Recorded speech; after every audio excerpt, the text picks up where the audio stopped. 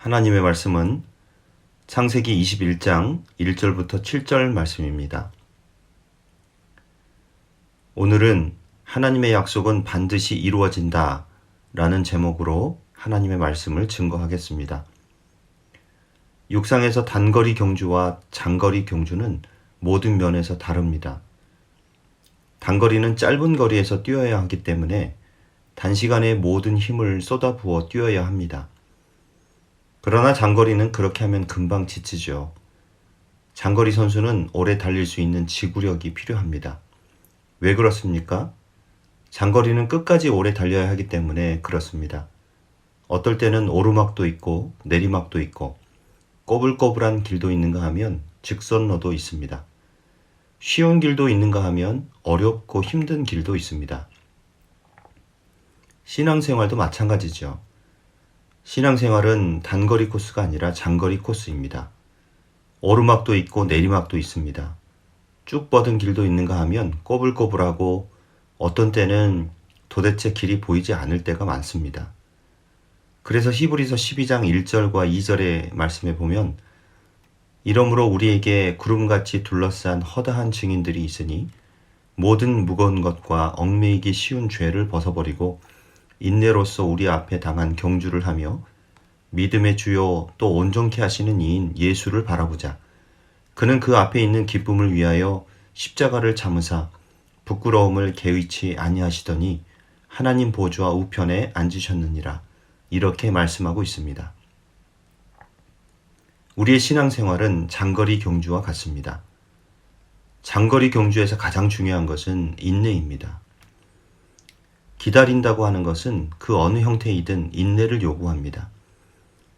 밤늦은 시간 연락 없이 오지 않는 자녀에 대한 기다림, 자녀를 군에 보낸 부모의 기다림, 회사에 들어가려고 원서를 내놓고 결과를 기다리는 기다림, 사랑하는 가족의 건강 회복의 기다림 등등 일상생활에 일어나는 다양한 기다림은 안타깝기도 하고 지루하기도 하고 종종 마음의 수고를 많이 해야 합니다. 오늘 본문에 나오는 아브라함도 25년 동안이나 아들을 기다려 왔습니다. 75세의 나이로 갈대아 우르를 떠나던 때에 하나님께서는 자손을 주시겠다고 약속하셨는데 그 약속이 이루어질 때까지 100세가 되기까지 기다려온 것입니다. 오늘 본문에 보면 아브라함은 25년의 긴 시간을 기다린 끝에 약속의 자녀를 받습니다. 그게 누구입니까? 바로 이삭입니다. 이삭은 아브라함이 마침내 얻은 아들입니다. 아브라함은 하나님이 주신 약속의 꿈을 가지고 살았습니다. 그리고 그 약속된 꿈이 이삭을 통해 이루어졌습니다. 이삭은 하나님이 아브라함에게 주신 꿈의 결과인 것입니다. 첫째로, 하나님은 약속을 반드시 지키십니다. 하나님은 어떤 일을 하실 때 먼저 약속부터 하십니다. 아브라함의 경우를 보십시오. 창세기 12장 1절과 2절 말씀을 함께 읽겠습니다.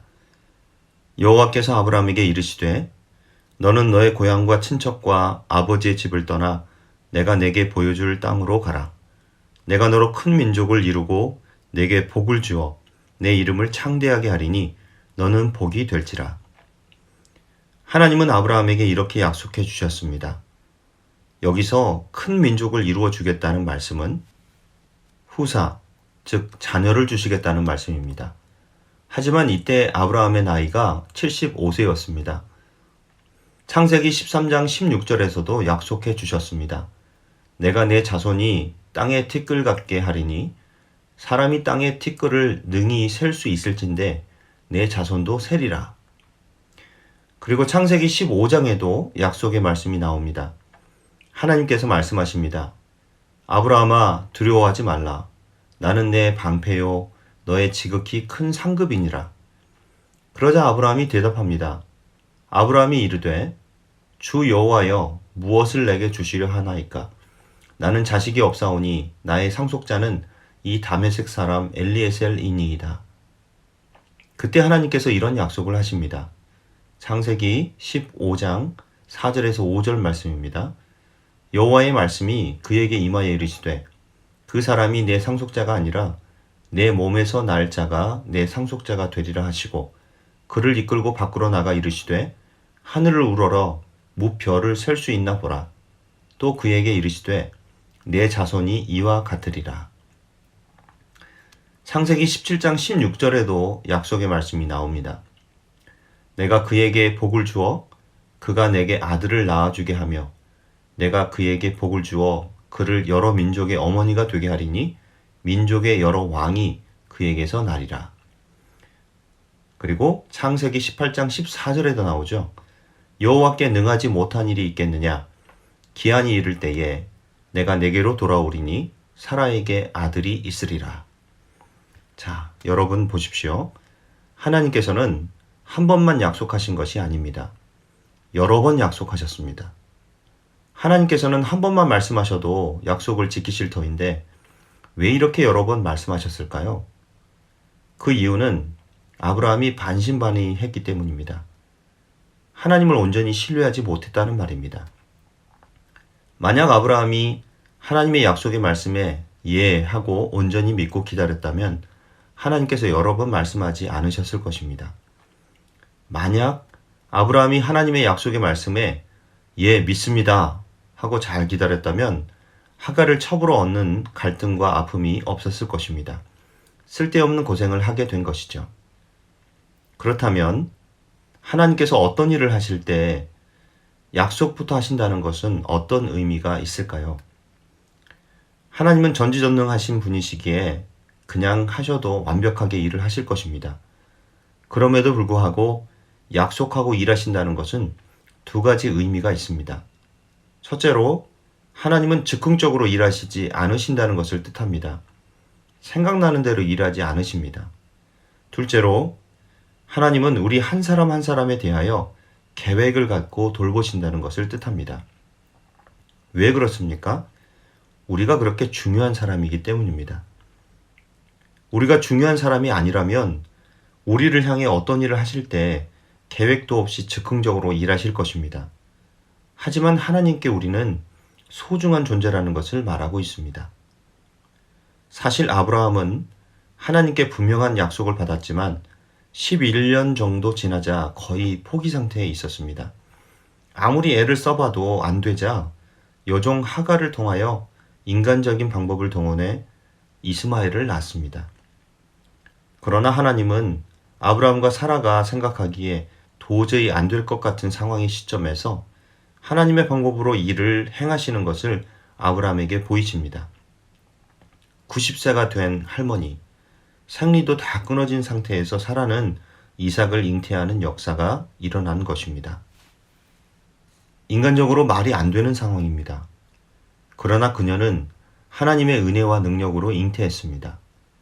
바로 아브라함이 100세가 되던 그때가 하나님의 기한, 즉 하나님의 때였던 것입니다. 사랑하는 여러분, 하나님은 반드시 약속을 지키시는 분이심을 믿으시기 바랍니다. 그 신실하신 하나님을 신뢰하는 저와 여러분들 되시기를 축복합니다. 둘째로, 하나님은 하나님의 시간표에 따라 일하시는 분이십니다. 여러분, 아브라함을 향하신 하나님의 약속의 말씀이 언제 이루어졌습니까? 아브라함의 시간표에 따라 이루어졌습니까? 아니면 하나님의 시간표에 따라 이루어졌습니까? 네, 하나님의 시간표에 따라 이루어졌습니다. 아브라함이 하나님의 약속을 받은 때가 그의 나이 75세였습니다. 그의 생각에는 그 약속이 곧바로 이루어질 줄로 알았을 것입니다. 그러나 아무리 기다리고 기다려도 아들을 주시지 않았습니다. 10년이 지나도 20년이 지나도 주시지 않았던 것입니다. 이때 많은 사람들이 하나님의 역사는 끝이 났다고 생각합니다. 그러나 하나님이 정말 약속하신 것이라면 하나님의 역사는 절대로 끝나지 않습니다. 잠깐 쉬고 있을 뿐입니다. 그렇게 볼 때 하나님의 역사는 쉼표이지 마침표가 아니라는 사실입니다. 저를 따라 한번 해보시겠어요? 하나님의 역사는 쉼표이지 마침표가 아니다. 한 번 더. 하나님의 역사는 쉼표이지 마침표가 아니다. 네, 잘하셨습니다. 오늘 본문 말씀은 약속의 성취에 대한 말씀입니다. 본문 1절과 2절을 함께 읽겠습니다. 여호와께서 말씀하신 대로 사라를 돌보셨고 여호와께서 말씀하신 대로 사라에게 행하셨으므로 사라가 임신하고 하나님이 말씀하신 시기가 되어 노년에 아브라함에게 아들을 낳으니.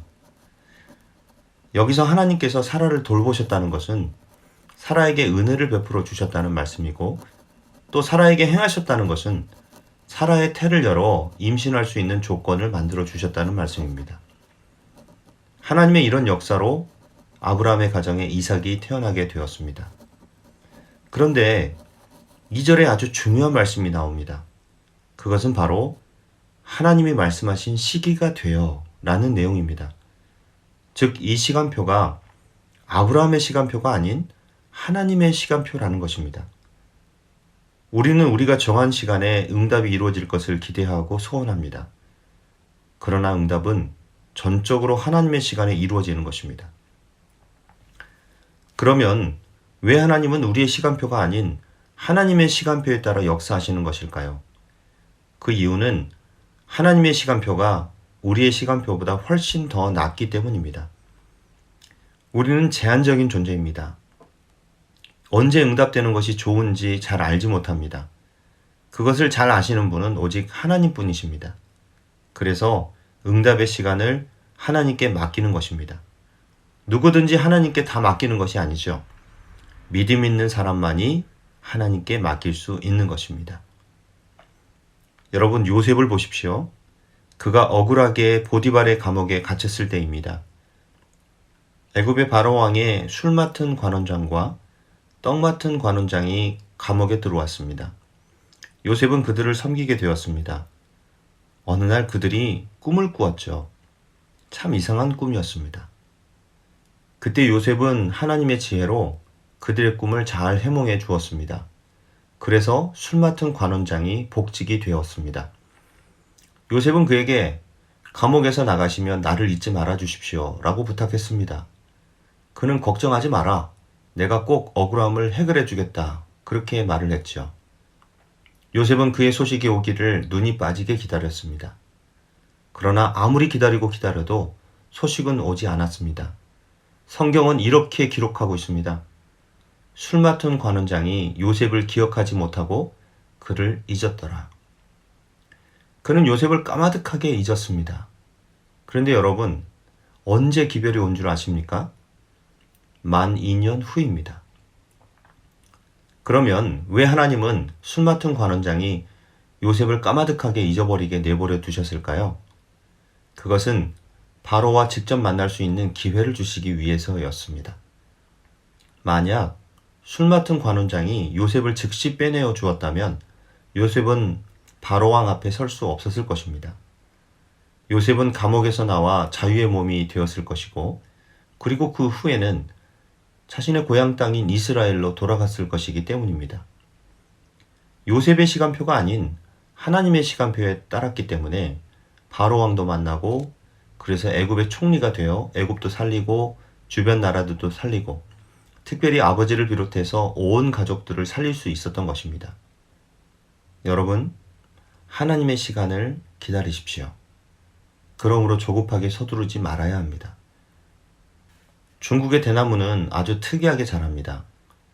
대나무 모종을 심습니다. 그리고 물과 거름을 줍니다. 그러면 쑥쑥 자라야 하지 않겠습니까? 그런데 그렇게 빨리 자라지 않습니다. 4년 동안 죽순만 올라오죠. 거의 성장을 하지 않습니다. 그런데요, 그 다음이 중요합니다. 5년째 되는 해, 5주 동안에 무려 20m에서 30m 정도 자랍니다. 2, 3년 되었는데도 겨우 죽순만 나왔다고 뽑아버렸다면 그 큰 대나무를 보지 못하게 되었을 것입니다. 바로 무언가가 이루어지지 않는다고 낙심하지 마십시오. 끝까지 기다리십시오. 하나님의 시간에 아름다운 결과가 있게 될 줄 믿습니다. 셋째로, 하나님은 말씀에 순종할 때 웃게 하시는 분이십니다. 아브라함과 사라는 아들의 문제로 3번 웃었습니다. 첫 번째는 창세기 17장에 나옵니다. 아브라함의 나이가 99세 때였습니다. 하나님께서 아브라함에게 오셔서 말씀하셨습니다. 사라가 너에게 아들을 낳아줄 것이다. 그러자 아브라함이 웃었습니다. 창세기 17장 17절 말씀 같이 읽겠습니다. 아브라함이 엎드려 웃으며 마음속으로 이르되 100세 된 사람이 어찌 자식을 낳을까? 사라는 90세니 어찌 출산하리요 하고. 이때의 아브라함의 웃음은 어이없는 웃음이었습니다. 진짜 기뻐서 좋아서 웃는 것이 아니었습니다. 두 번째는 창세기 18장에 나옵니다. 이때도 아브라함의 나이가 99세 때였습니다. 하나님께서 아브라함 가정에 신방 오셨다가 내년 이맘때 사라에게 아들이 있을 것이다 라고 말씀하셨습니다. 그때 사라가 그 이야기를 장막 옆에 있다가 들었습니다. 그리고 웃었습니다. 창세기 18장 12절입니다. 사라가 속으로 웃고 이르되 내가 노쇠하였고 내 주인도 늙었으니 내게 무슨 즐거움이 있으리요. 이때의 사라의 웃음도 역시 어이없는 웃음이었을 것입니다. 진짜 기뻐서 좋아서 정말 좋아서 웃는 것이 아니라 어이없는 너털 웃음이었습니다. 세 번째는 오늘 본문에 나옵니다. 아브라함의 나이 100세 때입니다. 6절 말씀을 함께 읽겠습니다. 사라가 이르되 하나님이 나를 웃게 하시니 듣는 자가 다 나와 함께 웃으리로다. 이때의 웃음은 참된 웃음이요 진정한 웃음이었습니다. 이삭은 웃음이라는 뜻입니다. 그러면 여러분, 왜 하필 다른 이름을 다 놔두고 이삭이라는 웃음이라는 이름을 지었을까요? 그 이유는 이삭은 모든 이들에게 웃음과 즐거움을 주었기 때문입니다. 특별히 이삭이 태어나면서 많은 사람들에게 기쁨을 준 이유가 무엇이겠습니까? 아마 이삭이 젊은 여자의 몸에서 났다면 그저 그랬을 것입니다. 많은 자녀들이 있는 가운데 났다면 또한 그저 그랬을 것입니다. 그러나 이삭은 아브라함이 100세, 사라가 90세에 난 독자였습니다. 그러니 얼마나 기뻤겠습니까? 6절 말씀에서 사라는 하나님이 나를 웃게 하시니 듣는 자가 다 나와 함께 웃으리로다 라고 고백합니다. 사라는 1년 전에 방문한 하나님으로부터 이삭의 탄생에 대한 소식을 들었을 때 의심의 비웃음을 지었습니다. 그러나 지금의 웃음은 그때의 웃음과는 차원이 다른 웃음입니다. 진짜로 기뻐서 웃고 있었던 것입니다. 여러분, 하나님은 하나님을 믿고 신뢰하고 순종하면서 기대감을 가지고 하나님의 은혜를 기다리는 자에게 기쁨을 주시는 분이심을 믿으시기 바랍니다. 그런데 하나님은 내가 원하는 때가 아니라 하나님의 때에, 하나님이 원하시는 시간에 그 모든 것을 아름답게 행하실 것입니다. 하나님은 믿음과 순종으로 자신을 기다렸던 아브라함 부부에게 정하신 때에 약속을 이행하셨고 기쁨과 행복을 선사해 주셨습니다. 저와 여러분들도 아브라함처럼 믿음과 순종으로 기다리시기 바랍니다. 그때의 하나님의 약속은 반드시 이루어지고 축복의 은혜를 경험하게 될 줄 믿습니다. 아브라함 가정은 후사가 없었기 때문에 눈물로 인생을 시작했습니다. 그러다가 한동안 어이없는 웃음으로 살다가 마침내는 정말 기뻐서 웃는 웃음의 가정으로 발전했던 것입니다. 여러분, 하나님의 역사는 아무리 울음으로 시작했다 할지라도, 심지어 기가 막힌 웃음으로 시작했다 할지라도 하나님은 마침내 웃음으로 끝나게 해주시는 분이심을 믿으시기 바랍니다. 언젠가 이런 기사가 신문에 실렸던 적이 있습니다. 홍콩의 한 항공사 승무원들이 회사 측과의 임금 협상이 결렬되자 항의의 표시로 이제부터 웃지 않고 일하겠다 이렇게 선포를 했다고 합니다. 여러분, 항공사 직원들의 기본 태도가 무엇입니까? 깍듯한 인사와 따뜻한 미소가 아닙니까? 그런데 그들은 웃지 않겠다는 것이죠. 결과가 어떻게 된 줄 아십니까? 회사가 졌습니다. 웃음 파업이 이겼다고 합니다. 여러분, 하나님은 어떤 분이십니까? 약속하시고 일하시는 하나님이십니다. 또한 하나님의 시간표에 따라 응답하시는 하나님이십니다. 그리고 마침내 웃게 하시는 하나님이십니다. 하나님은 우리의 울음을 웃음으로 바꾸어 주실 것입니다. 이제 이런 하나님을 의지하심으로 놀라운 역사를 체험하시는 저와 여러분들 되시기 바랍니다. 하나님이 주신 꿈은 모든 사람들에게 기쁨을 줍니다. 예수님이 그런 분이 아니십니까? 예수님은 우리에게 이 땅에 하나님의 약속으로 오신 메시아입니다. 그분은 우리에게, 아니 이 세상의 소망이시고 꿈이십니다. 그분으로 인해 얼마나 많은 사람들이 웃음과 위로를 얻습니까? 우리는 이와 같은 약속의 백성이요, 약속의 자녀들입니다. 이삭과 같은 사람이 우리며, 그래서 우리를 작은 예수라고 부르는 것입니다. 그러면 우리는 어떤 존재여야 합니까? 예수님과 같은 존재가 되어야 합니다. 이 땅에 희망을 주고 기쁨을 주고 소망을 주고 위로를 주고 우리로 인해 많은 사람들이 웃을 수 있게 되어야 합니다. 오늘 본문 4절을 보면 이삭이 난 지 8일 만에 할례를 시행합니다. 그 아들 이삭이 난 지 8일 만에 그가 하나님이 명령하신 대로 할례를 행하였더라. 할례는 하나님의 자녀로서의 표시입니다. 언약의 자녀라는 표시입니다. 아브라함은 이삭이 난 지 8일 만에 그 할례를 통해 언약의 자녀임을 표시합니다. 여러분, 우리도 신앙생활을 할 때 이런 믿는 자의 표시가 있어야 될 줄 믿습니다. 육체의 할례가 아니라 마음의 할례가 있어야 된다는 것입니다. 우리가 믿음 생활을 해나갈 때 이런 표식이 없으면 안 됩니다. 사도 바울은 갈라디아서 6장 17절에서 이후로는 누구든지 나를 괴롭게 하지 말라. 내가 내 몸에 예수의 흔적을 지니고 있노라 라고 고백했습니다. 그렇습니다. 우리가 하나님을 믿으면 하나님을 믿는 자녀로서의 흔적이 있어야 합니다. 확실하고도 분명한 흔적을 갖고 살아야 합니다. 누구든지 나를 볼 때 내가 그리스도인이며 하나님의 자녀임을 인정할 수 있는 표식이 있어야 한다는 것입니다. 우리에게 이런 분명한 표시가 있어서 많은 사람들이 우리가 그리스도인이며 하나님의 자녀됨을 알도록 해야 될 줄 믿습니다. 오늘 하루 그리고 이번 한 주간도 우리 주변에 있는 사람들에게 기쁨이 되고 소망이 되는 삶을 살아갈 수 있기를 주님의 이름으로 간절히 축원합니다. 오늘 결단의 찬양은 하나님의 약속입니다. 이 찬양을 함께 부르시면서 결단의 기도를 드리고 예배를 마치겠습니다.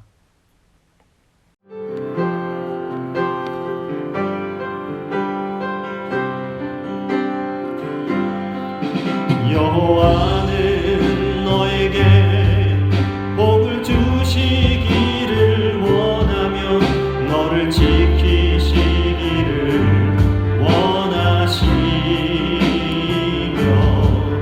여호와는 그 얼굴을 너를 향하여 드사 은혜와 평강 주시기 원하노라. 다시 한번 여호와는 너에게 복을 주시기를 원하며 너를 지키시기를 원하시며 여호와는 그 얼굴을 너를 향하여 드사 은혜와 평강 주시기 원하노라. 너를 보배롭고 존귀하게 여기시는 하나님이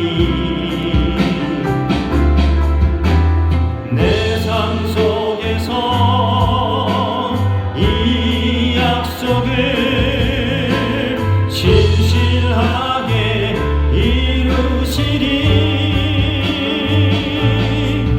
땅에 기름진 것으로 하늘에 신령한 것으로 너를 복주시고 지키실 하나님이 너의 영혼 잘 되도록 은혜 베푸시며 평강으로 인도하시리. 다시 한번 찬양합니다. 여호와 우리 주변에 있는 분들에게 축복하면서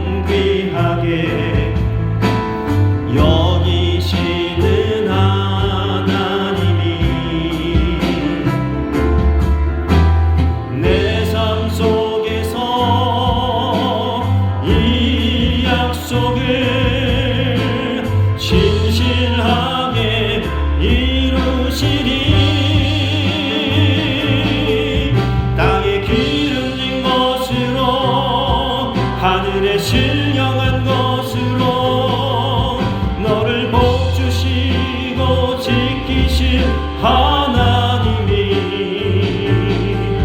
너의 영혼 잘 되도록 은혜 베푸시며 평강으로 인도하시리.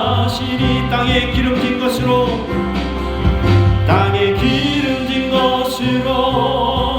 하늘에 신령한 것으로 너를 복주시고 지키실 하나님이 너의 영혼 잘 되도록 은혜 베푸시며 평강으로 인도하시리. 하나님 아버지, 하나님은 약속을 반드시 지키시는 신실하신 분이심을 믿습니다. 아브라함에게 약속하신 것을 지키시고 아들 이삭을 허락하신 것을 보면서 우리에게 약속하신 것도 반드시 지켜주시는 분이심을 더욱 굳건히 믿게 해 주시옵소서. 하나님은 우리를 너무나 사랑하시고 우리 한 사람 한 사람을 향한 계획을 갖고 계시는 줄 믿습니다. 우리가 우리를 너무나 사랑하시는 하나님을 더욱 의지하고 바라볼 수 있게 해 주시옵소서. 하나님의 정하신 시간표에 우리의 삶을 맞춰 나갈 수 있는 지혜를 허락해 주시옵소서. 우리가 기도하고 응답을 기다릴 때 혹시 응답이 늦는다고 조급해하지 않게 해주시고 하나님의 역사는 쉼표이지 마침표가 아니다라는 것을 늘 마음에 새기게 해 주시옵소서. 우리도 아브라함처럼 믿음과 순종으로 기다릴 수 있게 해주시고 울음과 한숨을 웃음과 함성으로 바꾸실 하나님을 기대하며 살게 해 주시옵소서. 예수 그리스도의 이름으로 기도하옵나이다. 아멘.